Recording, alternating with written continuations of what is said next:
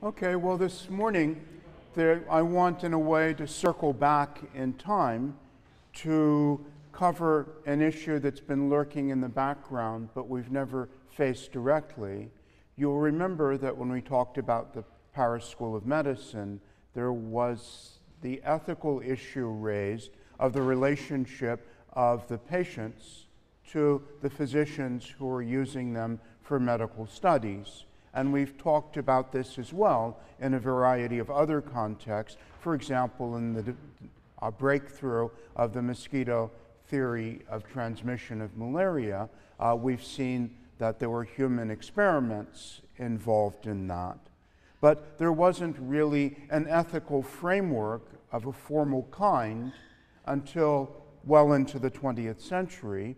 And it's that development that I want to look at this morning, the development of a framework of bioethical experimentation for human studies. And to do that, I'd like to look at the Tuskegee Syphilis study from 1932 to 1972, which was, if we like, the catalyst around which a framework of biomedical ethics was developed.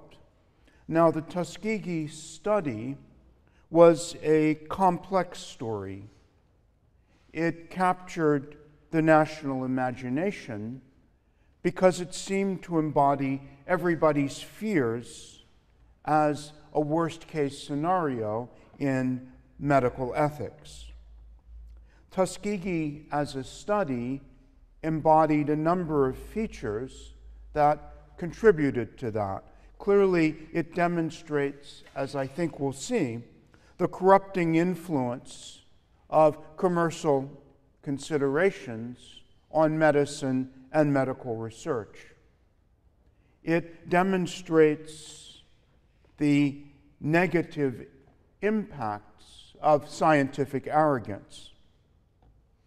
It brings out the dangers of a military chain of command model of public health, in which no one questions or resists decisions from higher authority. It shows the exploitation of the poor and disadvantaged by powerful interests and the government. And it also clearly embodies racism.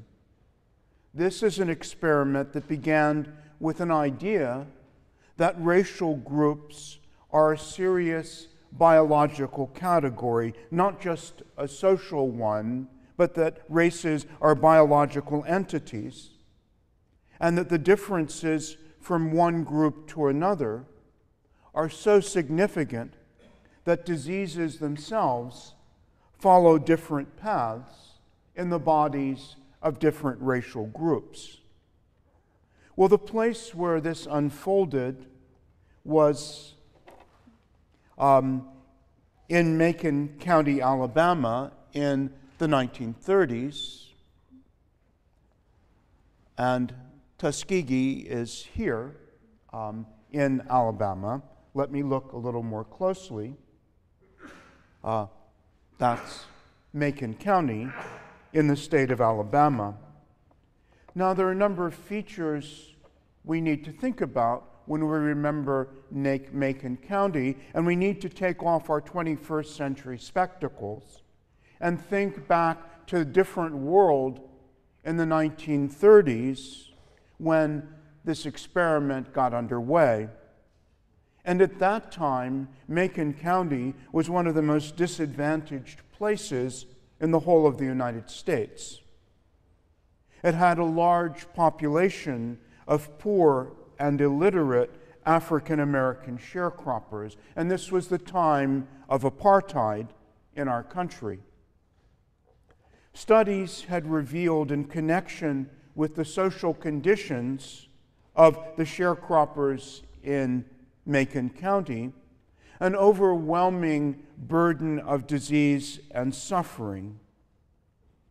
In a rigidly segregated environment, the African American population was also overwhelmingly illiterate.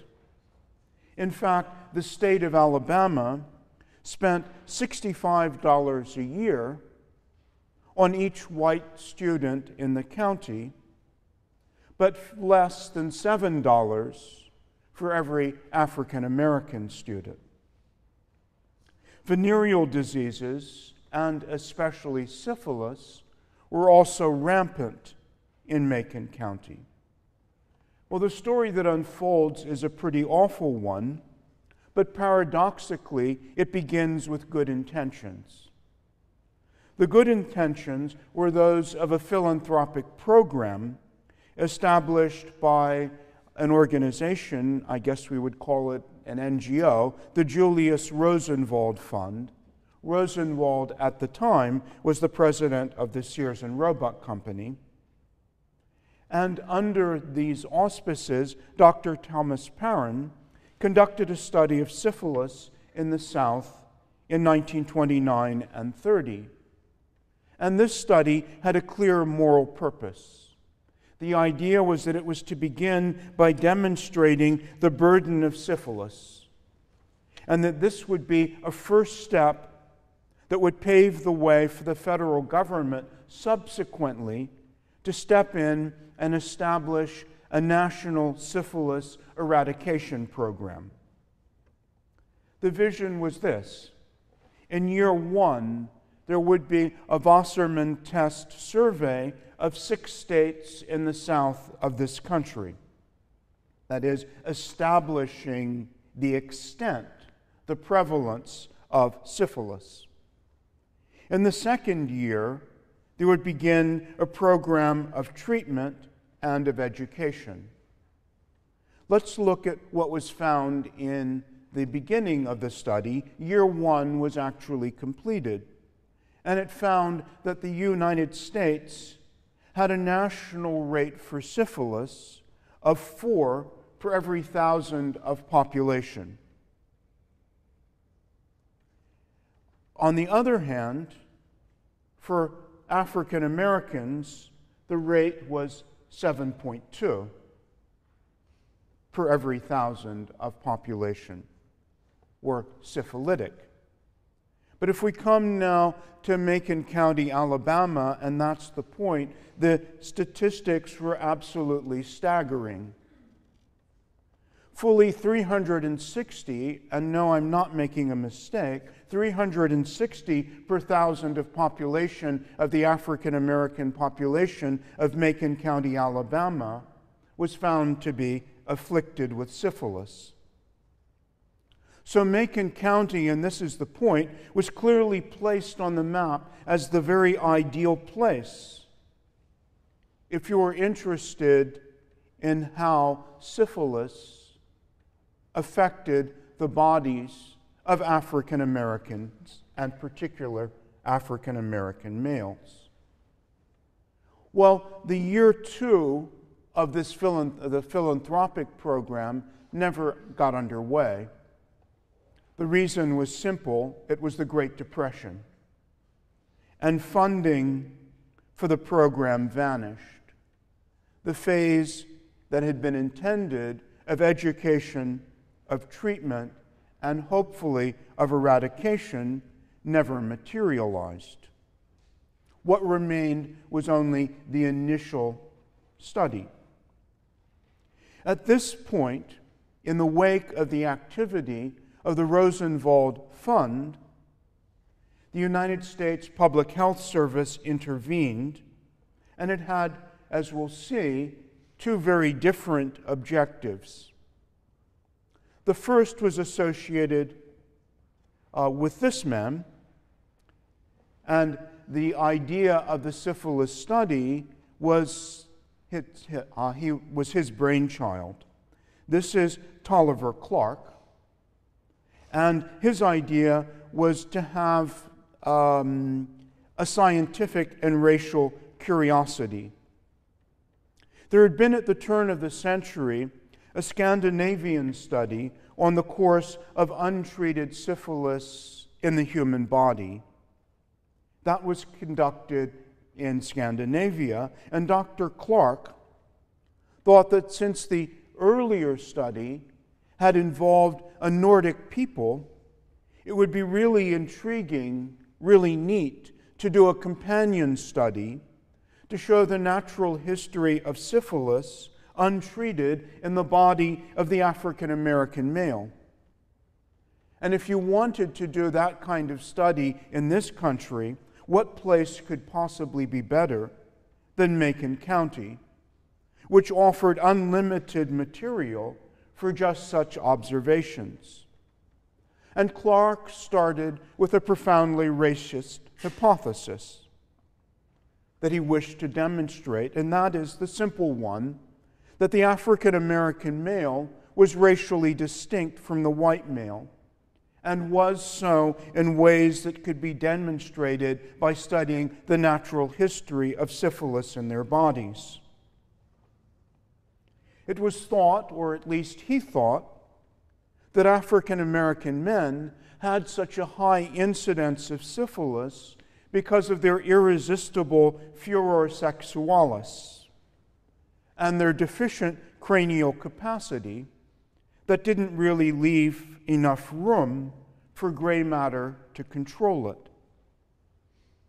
Secondly, once established in the body of the African American man, syphilis, Dr. Clark believed, ran a different course than it would in the body of the white man.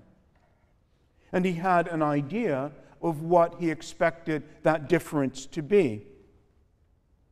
In the body of white males, the damage was overwhelmingly to their more highly evolved and therefore more vulnerable neurological systems.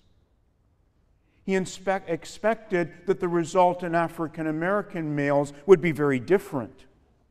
Being less neurologically sophisticated, their bodies would experience damage instead primarily to their cardiovascular systems. And proof was to be gained by studying the natural course of the disease in a group of males, African American males, who were systematically untreated. So let's keep this in mind. It's to be in the bodies of African males that are systematically not treated. So let's remember that this is a study that was based not on any therapeutic objective. On the contrary, the main interest of the syphilis study conducted at Tuskegee was to examine syphilitic black male bodies post-mortem. For this reason, as the biomedical ethicist Susan Lederer explains, the real purpose of the study was not to treat the African American men involved as subjects or even as bodies, but rather as cadavers that had not yet died. Let me quote the words of one of the physicians involved in the study who wrote the following: "The most important phase of the study was to follow as many patients as possible to post-mortem examination in order to determine the prevalence and severity of the syphilitic disease process." One physician of the U.S. Public Health Service expressed the thought very succinctly and with chilling candor. He said, once the study was established, the subjects had no more interest for us until they were dead. Well, what's the second objective of the study? The second aim of the study is often not remembered so clearly. It was more commercially driven and less well known. Remember, cast your mind back to the 1930s. And worldwide at that time, there was a vast and stable demand for a reliable diagnostic test for syphilis. The demand was created, first of all, by law. laws that required, for example, testing for syphilis before marriage, testing for syphilis before induction into the army. And still at this time, at the start of the 1930s, there was no absolutely reliable diagnostic test for the disease.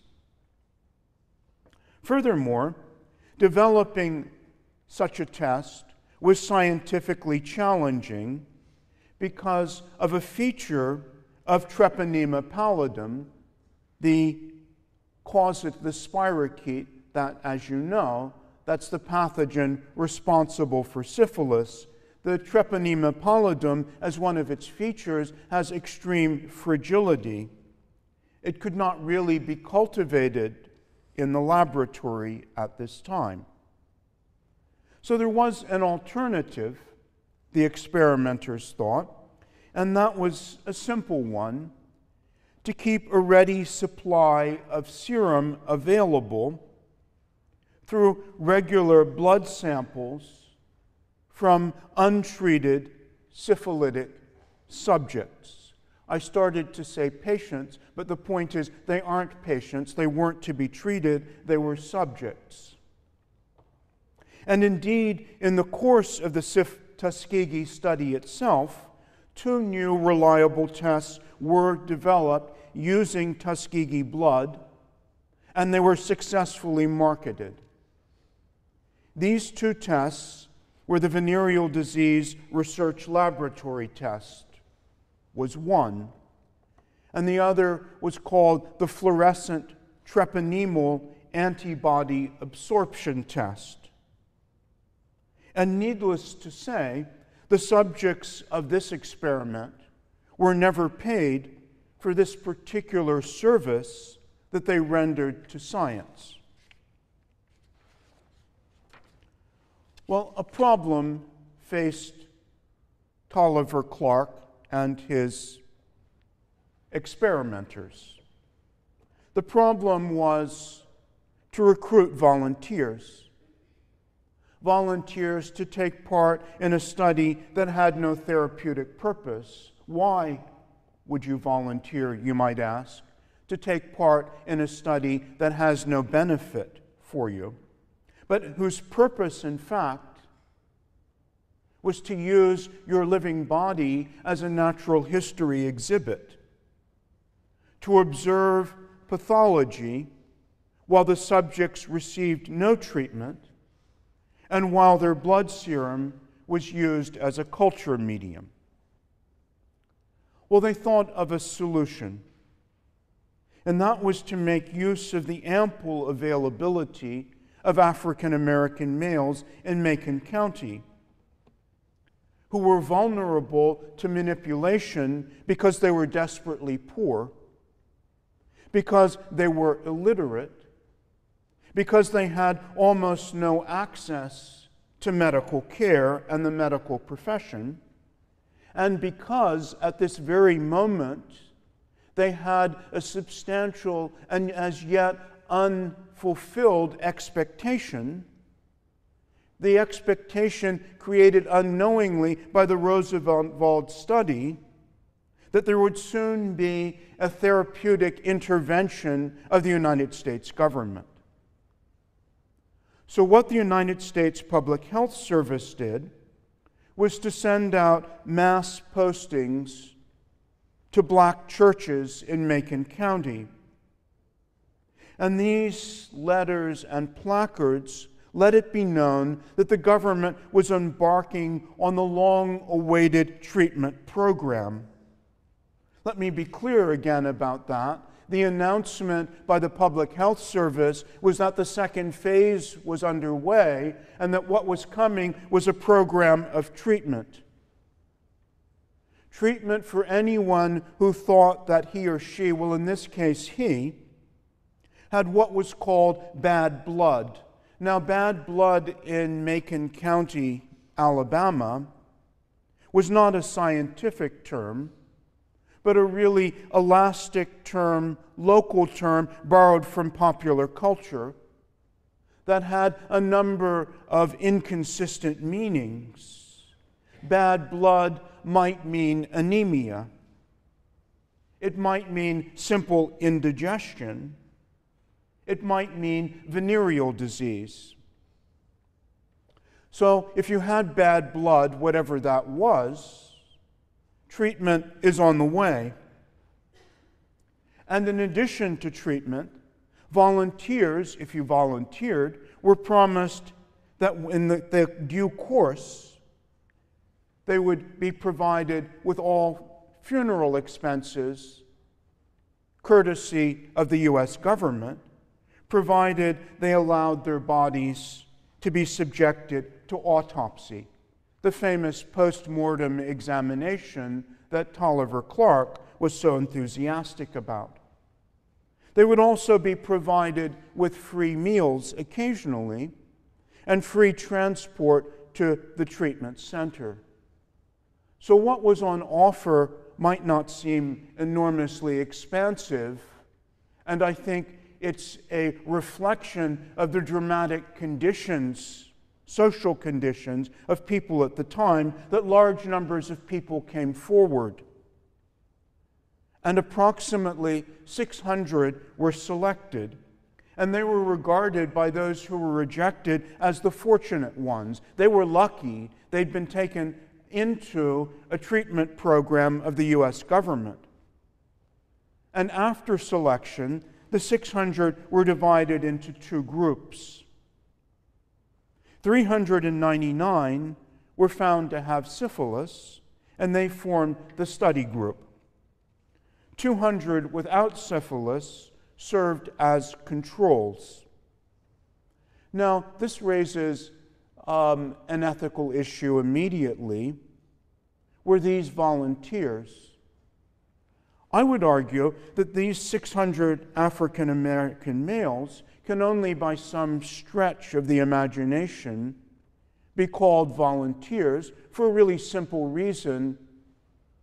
You can't be a volunteer if you're lied to about that for which you're volunteering.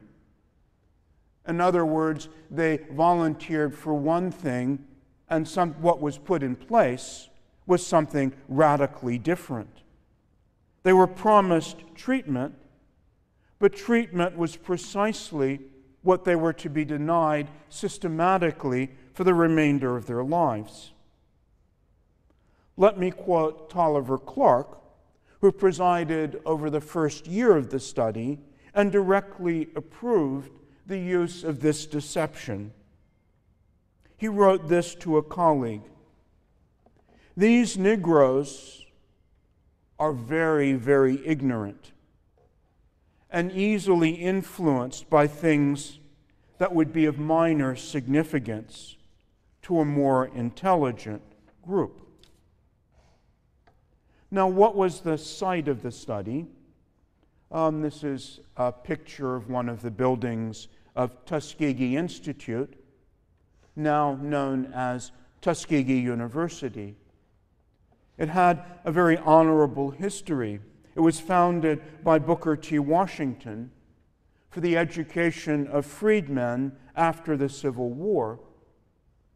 And it was induced to cooperate by the idea that such cooperation with the study would enhance its prestige and would gain access for it to government funding. And there was an African American nurse, we see her here, with a doctor, Eunice Rivers, who was the local African American nurse who served as the intermediary between the physicians of the Public Health Service and the subjects of the experiment. Now, a lot's been written about Nurse Rivers and her role in the experiment. I think that we ought to remember the context of the time and the training in which nurses were trained not to question, but to do as they were told. Now, at the outset, something also paradoxical happened, and I would argue that it, in fact, even if you wanted to have an entirely cold-blooded look at scientific validity for such a study, This particular study was made scientifically invalid from the outset. At the beginning, the experimenters ruined any possibility that the study could ever produce valid scientific results, because the government doctors began the study by administering a small dose of the accepted therapy of the day. In other words, the experiment is to begin to have a study of untreated syphilis, and they begin by administering a small dose of the established therapeutic medication of the day, which is a combination of arsenic and mercury compounds plus bismuth. So this ruined the premise of observing purely untreated syphilitics. Then further weakening the scientific, if we call it that, validity of this study was the fact that some members of the control group contracted venereal disease, and they were simply transferred to the test group. So they shuffled the deck between the study group and a control group. Well, thereafter, nonetheless, this particular study continued for 40 years, down until 1972, and the volunteers thereafter received no further treatment. They were subject to regular annual physical examination and blood tests and to spinal taps, and they were given something that they thought was medicine. It was called pink medicine, and they took it regularly, and actually what it was is aspirin. Let me give you a primary source. This is the Macon County Health Department, and this is the notice that was given to those who were experimenting. It says, "Dear Sir, some time ago you were given a thorough examination, and since that time we hope you've gotten a great deal of treatment." Notice the word treatment, for bad blood. You will now be given your last chance to get a second examination. This examination is a very special one, and after it is finished, you will be given a special treatment. I underline that word. If it is believed you are in a condition to stand it. And let me just look at the very bottom, in case you missed anything along the way. At the bottom you could read, "Remember, this is your last chance for special free treatment. Be sure to meet the nurse." So the deception in this study was systematic and extended. In fact, there was a time when there was a great threat to this Tuskegee study, and that was when America entered the Second World War. Because at that time, there was the danger that the members of the study group risked being drafted into the army, and that would entail blood tests. Their syphilis would be discovered, and the army would provide treatment, ending the experiment.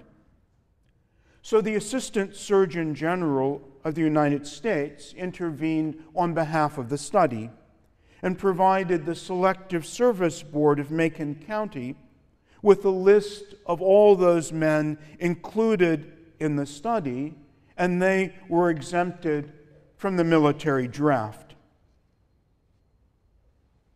Now, at the outset of this experiment, what was the therapy for syphilis? What is the treatment that these men were being deprived of?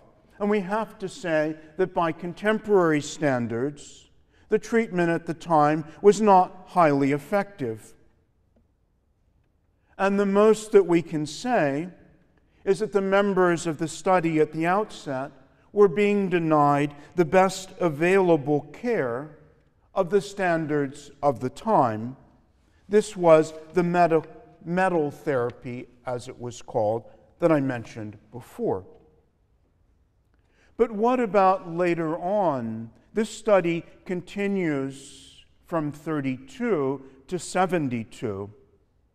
By later in the 1940s, penicillin, a highly efficacious remedy for syphilis, was developed. And it was determined that the members of the study would be systematically denied the antibiotic as well. Local doctors in Macon County were all provided with the names of the members of the study, and they were instructed by the Public Health Service that those men were not to be given penicillin. So the study continued for 25 more years when a therapy actually existed. Well, by 1972, at the conclusion, 28 of the men in the study died directly from syphilis. 100 others died of complications related to syphilis. 40 wives of members of the study were infected with syphilis. And 19 children, fathered by members of the study, were born with congenital syphilis. There was, however, no intention in the Public Health Service to terminate the study. And this was not, strictly speaking, a secret study. There were published reports on a regular basis. This is really one of the more disconcerting parts of this study. What does it say about our society at the time? The first report, in other words, this is a study and a kind of study that was published, that was written about publicly in scholarly articles, and people thought this was okay. The first published report was in 1936, and papers were later written every 4 to 6 years or so until 1970. And strikingly, there was never a protest within the medical community about reports on this type of study that appeared in medical journals for 40 years.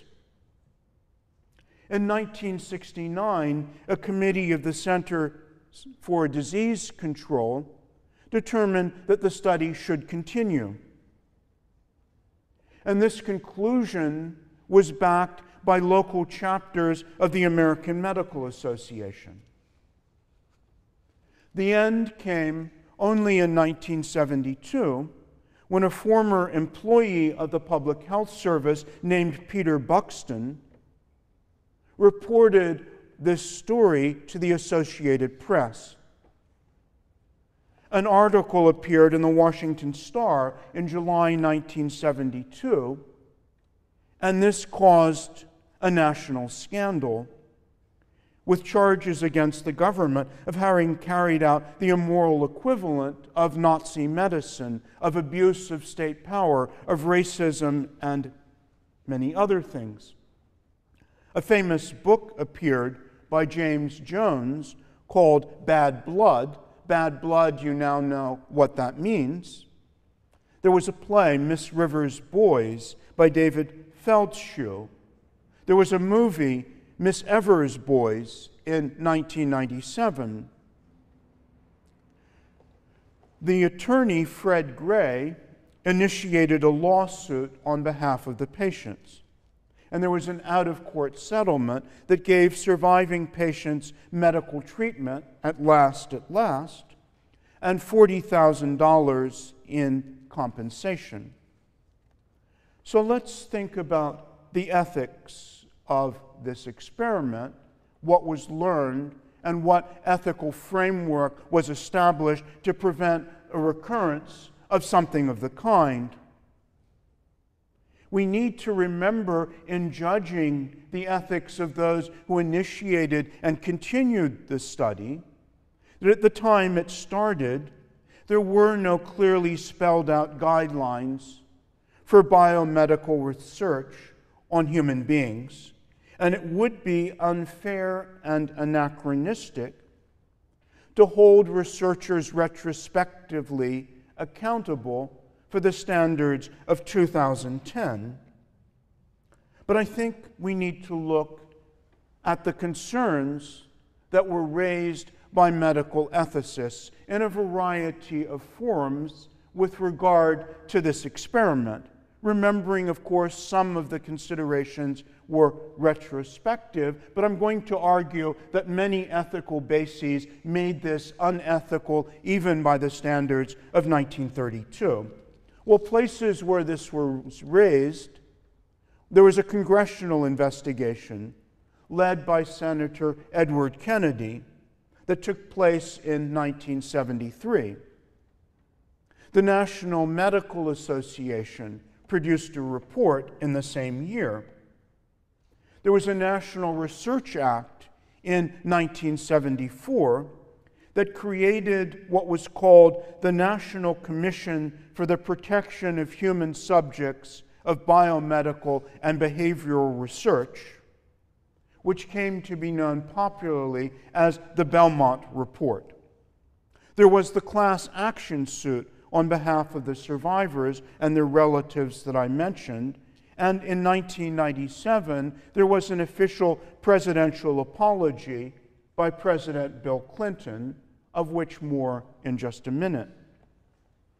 The standard that the medical ethicists applied was Immanuel Kant's notion of a categorical imperative.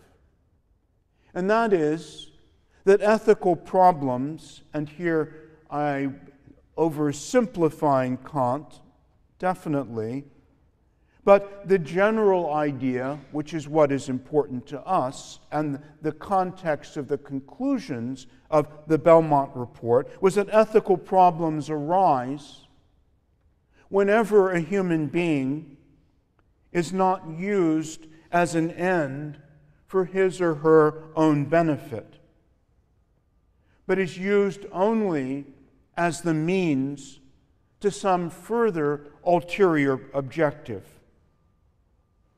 And around to give teeth and specific content to that idea, a number of corollaries were said to flow to make that meaningful.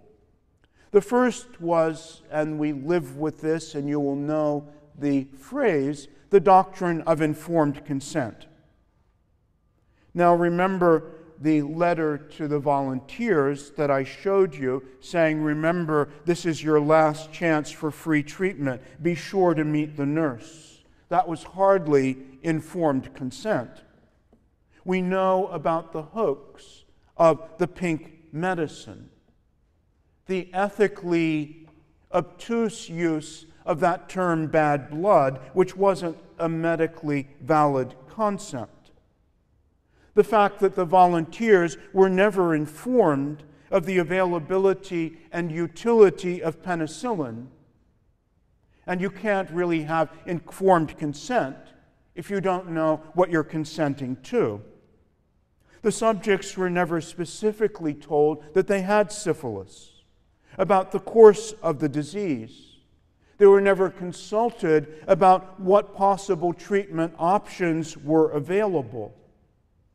And spinal taps were presented to them as what were called spinal shots. Once again, a sly and deceptive play on words which suggested that the spinal taps had some therapeutic purpose. Isn't that what you understand when you go to the doctors and you get a shot? The second thing that was thought to be an ethical response that's necessary in biomedical research is the idea, the principle of beneficence. That is, the subjects of a scientific and medical experiment should be entitled to the expectation that some benefit will ensue for their suffering and their participation. And the point about this study at Tuskegee was that it was entirely designed to be non-therapeutic. There would never be a benefit to those who took part. A third major principle outlined is that biomedical research should be governed by what was called justice. And by that was meant the principle that the most vulnerable members of his society should not be chosen as experimental subjects to the maximum extent possible. In other words, biomedical research should refrain from doing its experiments on prisoners, on the mentally deficient, on children, the poor, and members of disadvantaged minorities, people who can be easily misled, coerced, or intimidated. And the point about this experiment was that the subjects at Tuskegee were targeted precisely because they were maximally vulnerable. A fourth notion that should govern biomedical research is that of a well-designed experiment. Now you ask, how come that becomes an ethical category, that an experiment should be well-designed? The protocols should be so drafted that the anticipated results have a reasonable chance of resulting from the procedures adopted. In other words, if you take part in a biomedical experiment, there should be the expectation that the experiment is so designed that any risk that you take, such as it is, should not be entirely in vain. So an ethical principle, it was said, was violated when the Tuskegee experiment began with a dose of therapy and then began by mixing the test and control groups. So whatever suffering was undergone by the subjects of the experiment would never have any scientific standing. In other words, their suffering would be entirely without benefit to anyone.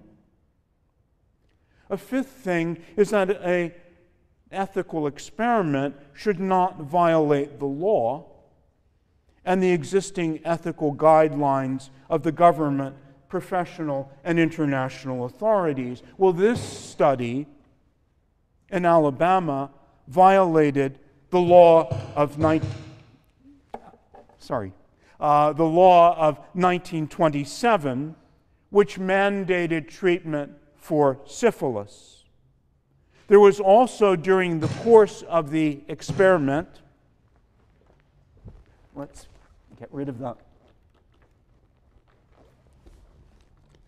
There we are. We won't hear that again.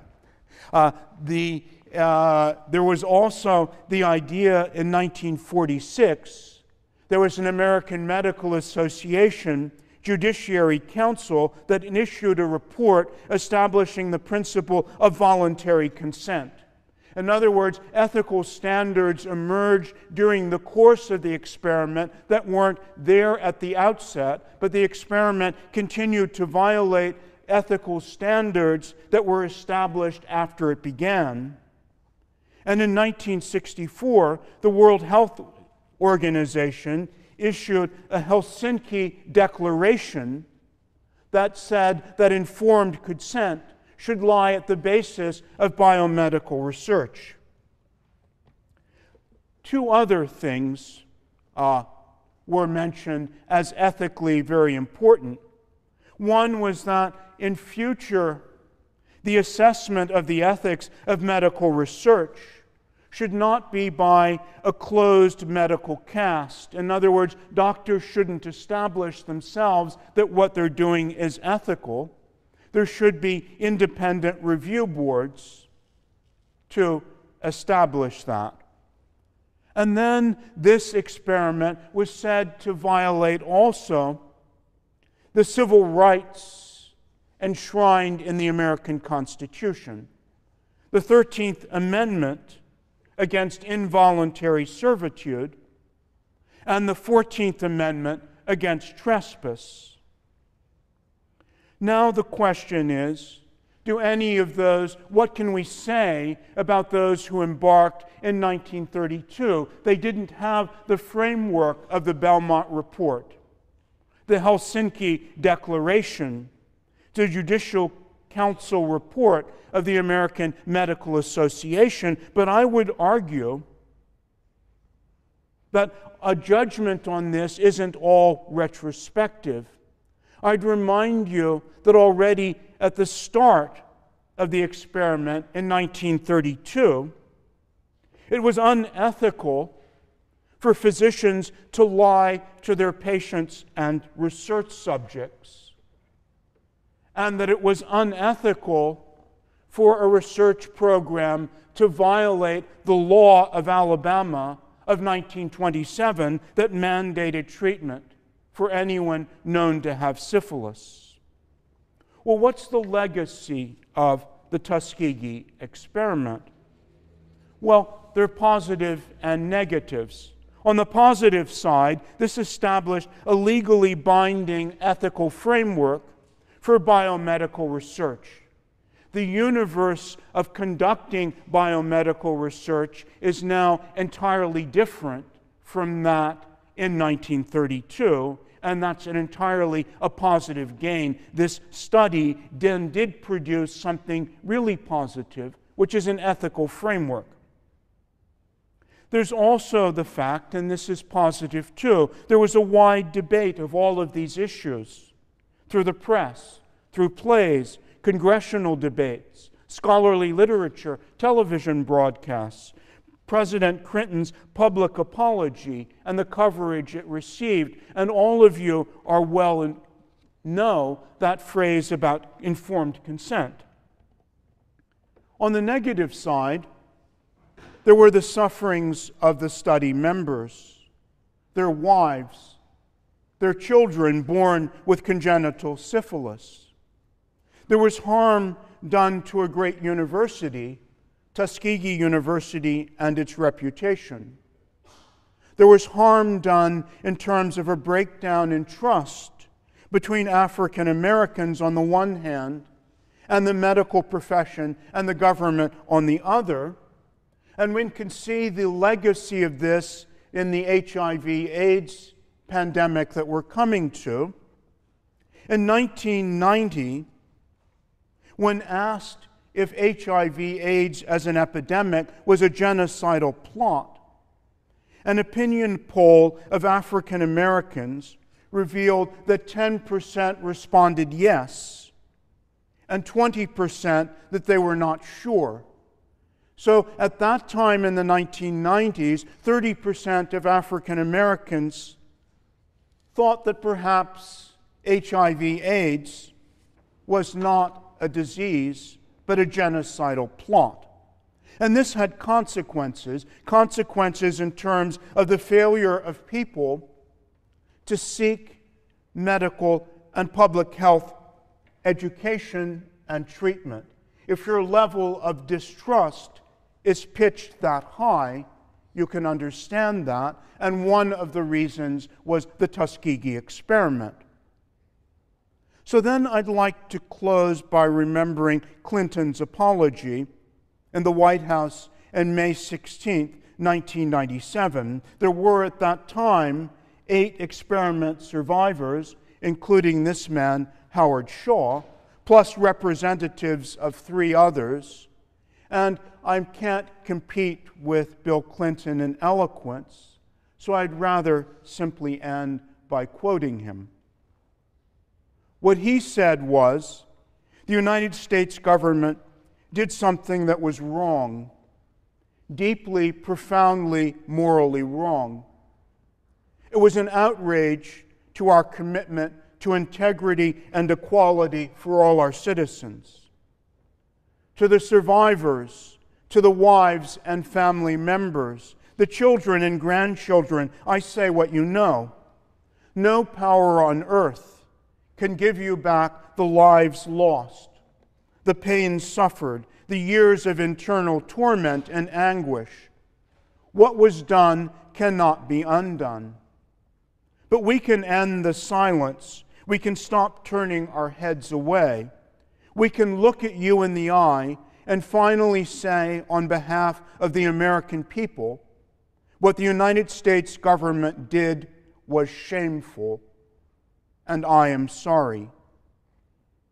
The people who ran the study at Tuskegee diminished the stature of man by abandoning the most basic ethical precepts.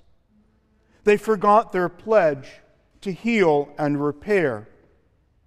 They had the power to heal the survivors and all the others, but they did not. Today, all we can do is apologize. But you have the power, for only you, that is Mr. Shaw, and the others who are here, the family members who are with us in Tuskegee, only you have the power to forgive. Your presence shows that you've chosen a better path than our government did so long ago. You have not withheld the power to forgive. I hope today and tomorrow that every American will remember this lesson and live by it.